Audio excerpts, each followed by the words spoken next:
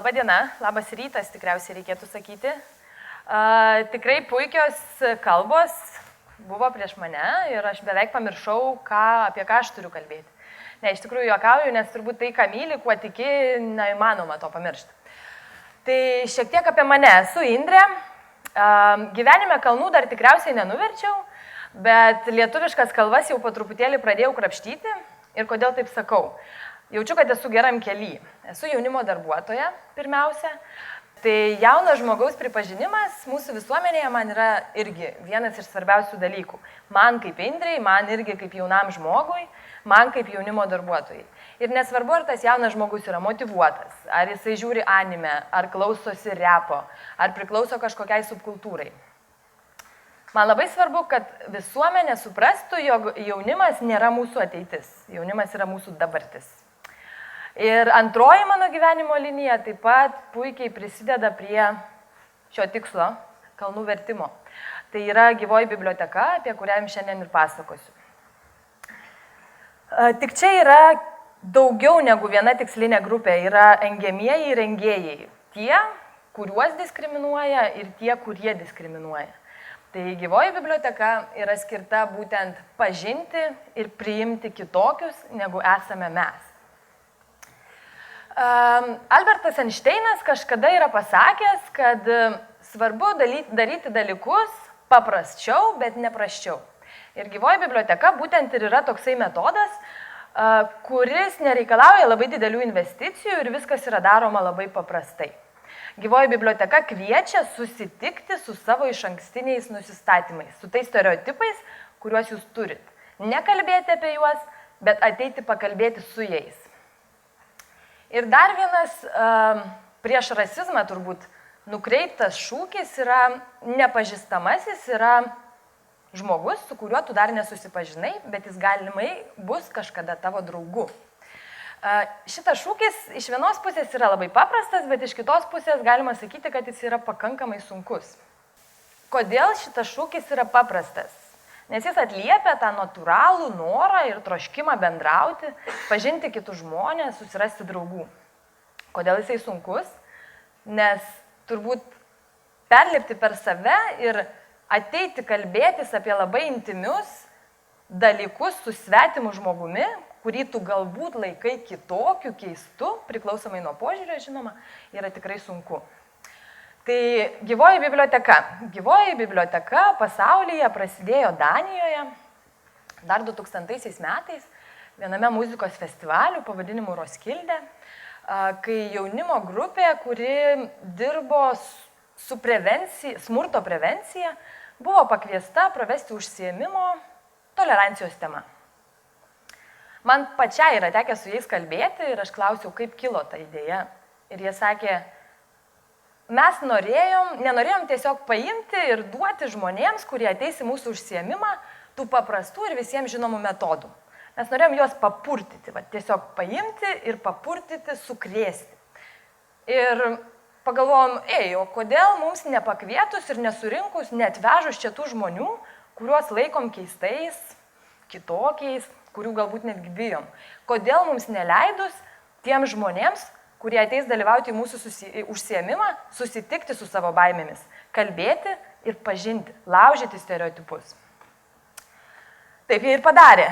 Ir pats metodas, pati gyvoji biblioteka tame festivalyje buvo toks paveikus ir taip gerai pavykęs, kad Europos taryba jį priglaudė po savo sparnu, po savo skėčiu. Ir šis metodas tapo tuo metu populiarios kampanijos skirtos laužyti stereotipams, visi skirtingi, visi lygus veikla dalimi. Lietuvoje šitas metodas atsirado prieš, turbūt, su matematika man ne kažką, 8 metus, 2007 metais, paskaičiuokit jūs. Ir pirmieji tokią galimybę susipažinti ir sudalyvauti Lietuvoje turėjo Zarasų gyventojai. Vieno renginio, miesto renginio metu, kuriame dalyvavo ir mūsų Lietuvos nacionaliniai koordinatoriai, visų skirtingų, visų lygių kampanijos, sugalvojo padaryti gyvąją biblioteką ir sukviesti žmonės. Tada iš tikrųjų jie nepakvietė tų mano vadinamų sunkiųjų knygų. Knygos buvo labai paprastos, vietinės ir žmonėms labai patiko, ar ne? Ir šita gyvoji biblioteka, pats metodas, jis buvo įregistruotas ir pradėtas taikyti jau tada plačiau, visos Lietuvos mastu. Aš pati su šituo metodu susipažinau dar po metų, kada buvau pakviesta vesti mokymus, būtent gyvosios bibliotekos organizatoriams apie žmogaus teisės. Iki tada nežinojau apie tokį metodą, net neįsivaizdavau jo egzistavimu, bet man prireikė 30 sekundžių tikriausiai metodą pamilti ir suvokti, kad tai yra mano metodas, kad aš noriu su juo dirbti. Aš noriu parodyti jį kitiems žmonėms, noriu pakviesti juos dalyvauti. Ir kad tai yra metodas būtent mano dėl to, kad jisai labai puikiai ir labai interaktyviai iš karto sulaužo, sudalyvavus bent kelis stereotipus, tai tikrai. Taip, tai kas yra ta gyvoji biblioteka?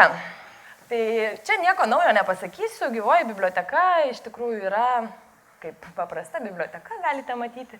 Yra keli skirtumai, aš apie juos taip pat papasakosiu. Tai gyvoji biblioteka yra metodas, kai žmogus ateina, skaitytojas ateina, užsiregistruoja ir gauna skaitytojo kortelę. Viskas kaip ir paprastoje bibliotekoje, mūsų pažįstamoje, kaip ir sakiau. Gavęs skaitytojo kortelę, jis gali išsirinkti paskaityti knygą. Ir čia jau prasideda tie keistumai. Gyvosios bibliotekos knygos yra gyvi, tikri žmonės, atstovaujantis tam tikras socialinės arba pažeidžiamas grupės, kurios egzistuoja ir yra mūsų visuomenėje. Ir sakydama gyvi, tikri žmonės, ir turiu tą omenyje, kad mūsų gyvosios knygos, gyvosios bibliotekos gyvosios knygos, jie nėra jokie aktoriai. Jeigu gyvoji knyga yra gėjus, tai jis ir yra gėjus. Jis atstovauja ne tik save, bet atstovauja visą LGBT bendruomenę. Ir kaip gyvoji biblioteka gali būti organizuojama visur.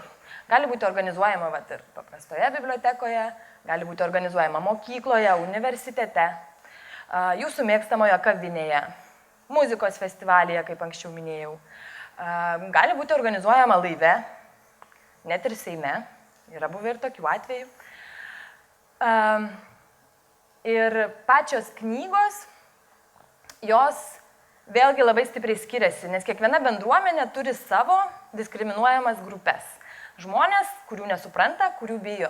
Taigi kiekvienai bendruomeniai, kiekvienam renginiui knygos būna atrenkamos pagal tai, kokį poreikį bendruomenė jaučia.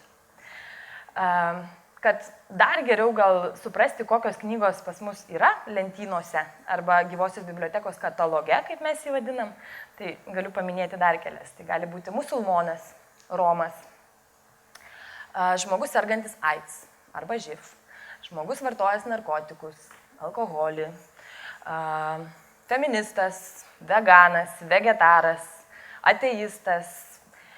Spektras yra tikrai labai platus ir jų yra tikrai labai daug, bet tai nerodo gyvosios bibliotekos gerumo tikriausiai, tai rodo mūsų visuomenę ir kiek daug diskriminuojamų grupių mes turime, kas yra šiek tiek liūdna. Taip, kodėl, gal reikėtų šiek tiek irgi papasakoti, kodėl gyvoji biblioteka tapo reiškiniu. Ne tik paprasta veikla, kur žmonės yra kviečiami dalyvauti, bet ir visuotiniu reiškiniu.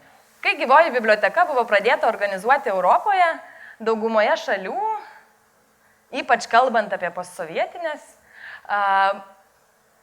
jos buvo valdomos dešiniųjų politinių jėgų, ar ne? Ir toks žodžių darinys kaip žmogaus teisių ugdymas arba žmogaus teisių ugdymo programos formaliai tikriausiai net neegzistavo. Netgi mūsų mylimas, žinomas tikriausiai Tinkis Vinkis ar net Teletabiai, jisai taip pat buvo labai stipriai aptarinėjamas. Ir jisai buvo aptarinėjamas daugiausia vaikų teisės ginančių organizacijų, kurios pasisako už tradicinės šeimos vertybės, nes jos sakė, kad Teletabius reikia uždrausti. Uždrausti dėl to, kad pažiūrėkit, Tinkis Vinkis, violetinis, mėgsta nešioti raudoną, blizgančią rankinę, kartais mėgsta dėvėti balerino sijoną, nesvarbu ant galvos ar ant pilvo. Ir tikriausiai jisai yra homoseksualus, tikriausiai jis yra gėjus. O tai reiškia, kad mūsų vaikai, žiūrėdami Teletabius, mato ir gali tapti ateityje gėjais arba lesbietės. Ir Lietuvoje buvo tas pats. Lietuvoje, kai mes pradėjome daryti gyvąją biblioteką,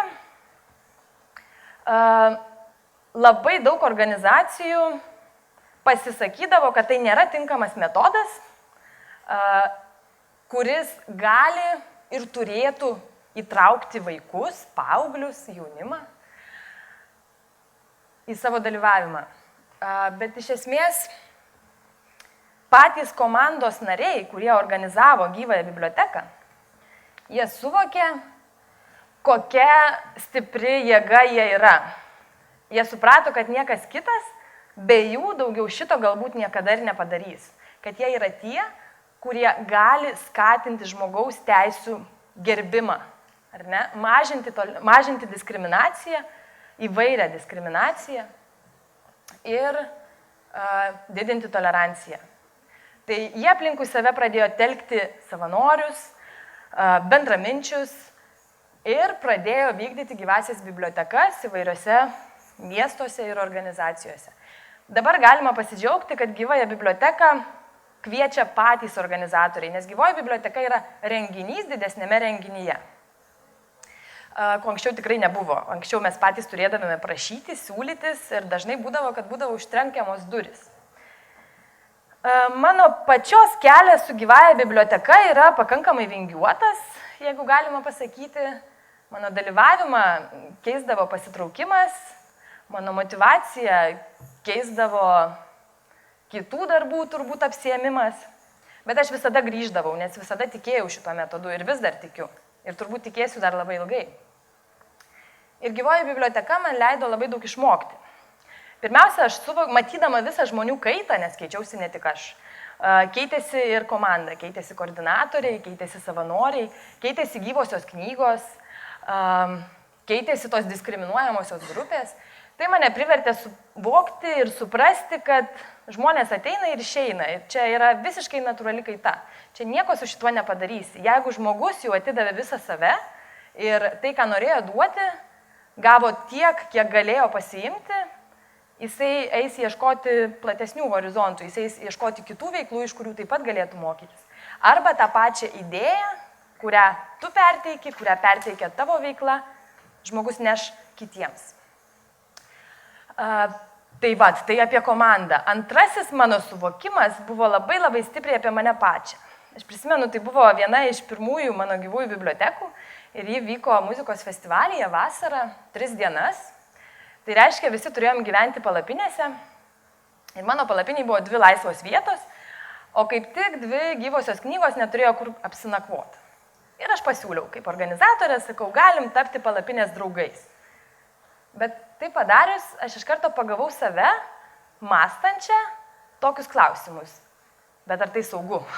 Kur aš dėsiu savo asmeninius daiktus, gal aš užsikrėščiau galiu kažkaip tai? Taip, tie 2 žmonės, tos 2 gyvosios knygos, viena jų buvo išėjusi iš įkalinimo įstaigos, o kita serganti AIDS. Ir tada aš buvau šokiruotas savo pačios minčių ir suvokiau, kad palauk, Indrė, tu esi organizatorė, tu esi žmogus, kuris dirbi su žmogaus teisėmis, tu ką tik atvažiavai čia, skatinti kitus, laužyti savo stereotipus, iš ankstinės nuomonės, nuostatas, tas neigiamas ar ne, bet tu pati jų begalę turi. Ir tada aš supratau, kad netgi tie žmonės, netgi aš, ar ne, dirbantys žmogaus teisų srityje, mes turime tų iš ankstinių nuostatų, neigiamų iš ankstinių nuostatų. Ir mes su jomis kovojame kiekvieną dieną. Mes irgi esame žmonės, tikriausiai dėl to dar. Kai aš supratau tai apie save, supratau ir apie kitus. Vėlgi kitos gyvosios bibliotekos metu išgirdau 2 gyvųjų knygų pokalbį iš vienos socialinės ar nediskriminuojamos grupės apie kitą. Ir tas pokalbis nebuvo vienas iš mielųjų, ar ne? Jis buvo pakankamai grubus, apkalbinėjimas tas vadinamas. Ir tada aš supratau, kad jeigu tu esi iš mažumos ir jeigu tu esi iš tos diskriminuojamosios grupės, tai nereiškia, kad tu nediskriminuoji kitų. Ar ne? Ir tikriausiai šioje vietoje reikėtų irgi pasakyti, kad suvokimas ir bendražmogiškumas ir žmogaus teisų gerbimas, gerbimas vienas kito, gimsta ir atsiranda ir nepriklauso nuo to, kurioje barikadų pusėje tu esi. Nesvarbu, ar tu esi mažumoje, ar tu esi daugumoje, tai visiškai labai stipriai susiję su pačiu tavimi. Su tuo reikia dirbti, ar ne? Reikia pažinti, priimti, norėti tą daryti ir panašiai. Ir pabaigai, matau, jau laikas atėjo, pabaigai norėčiau pasakyti dar vieną svarbų dalyką, kuriuo aš labai dažnai vadovaujuosi, kad viską reikia daryti iš širdies. Reikia klausyti savo širdies, būti su savimi atviru ir tada nuostabus dalykai atsitinka. Jie visada atsitinka. Mažesni, greičiau, didesni, lėčiau, bet jie visada atsitinka. Ir jeigu tu turi tikslą ir idėją, įdomią idėją, tinkami žmonės ateis. Ir jie visada ateis. Ačiū.